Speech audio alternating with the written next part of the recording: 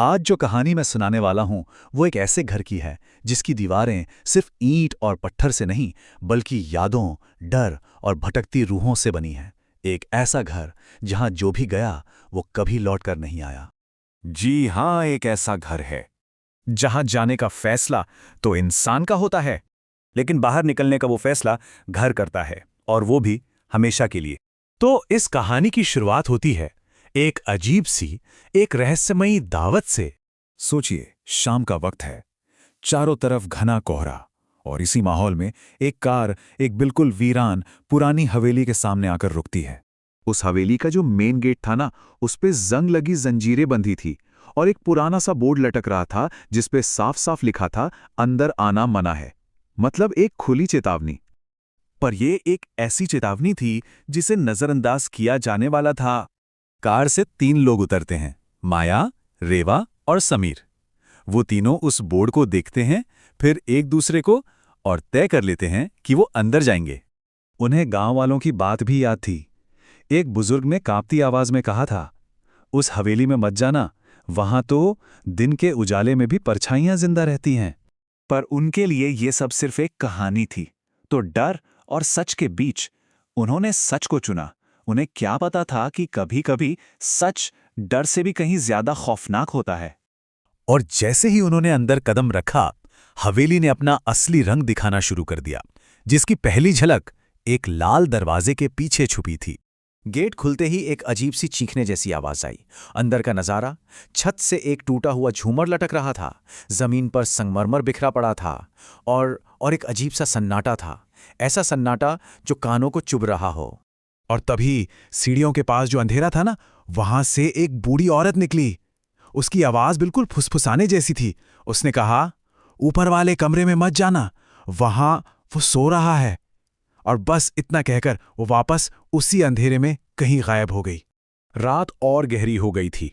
उस चेतावनी को भूलकर तीनों ने ऊपर जाने का फैसला किया।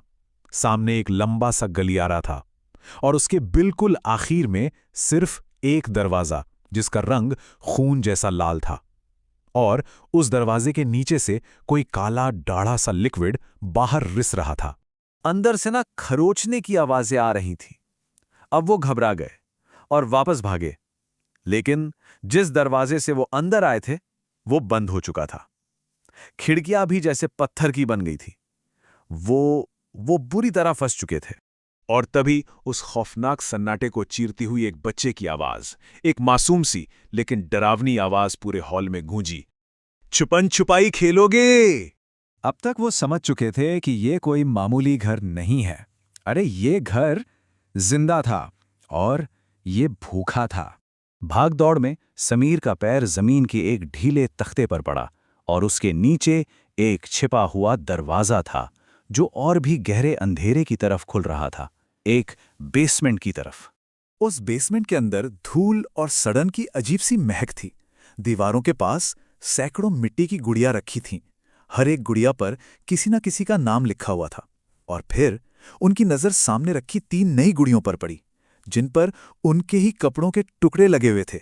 तभी एक भारी गहरी आवाज, जो जैसे दीवारों से ही आ रही थी, पूरे कमरे में गूंजी, ये घर भूखा है, इसे कहानियां चाहिए। बस इतना ही सुनाई दिया और पूरा कमरा काले धुएं से भर गया। सब कुछ अंधेरे में खो गया।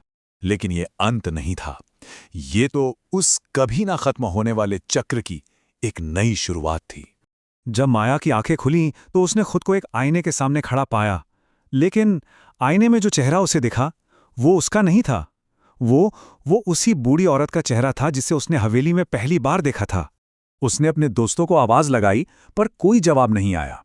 उसने देखा समीर हवा में धूल की तरह घुलता जा रहा था, और रेवा, वो बस एक धुंधली सी परछाई बनकर रह गई थी। अब उस घर में सिर्फ माया अकेली बची थी। अगली सुबह हुई, सूरज निकला, और उस हवेली के बाहर एक और कार आके रुकी। उसमें से 3 नए लोग उतरे।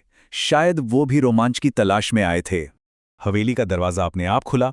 दरवाजे पर अब माया खड़ी थी, पर उसका चेहरा पूरी तरह बदल चुका था। वो अब वही बूढ़ी औरत थी। उसने उन नए मेहमानों को देखा और एक अजीब सी मुस्कान के साथ कहा, अंदर आ जाओ, घर तुम्हारा इंतजार कर रहा है। कहते हैं कुछ जगहें कभी खाली नहीं होती, वो बस अपने अगले मेहमान का इंतजार करती हैं।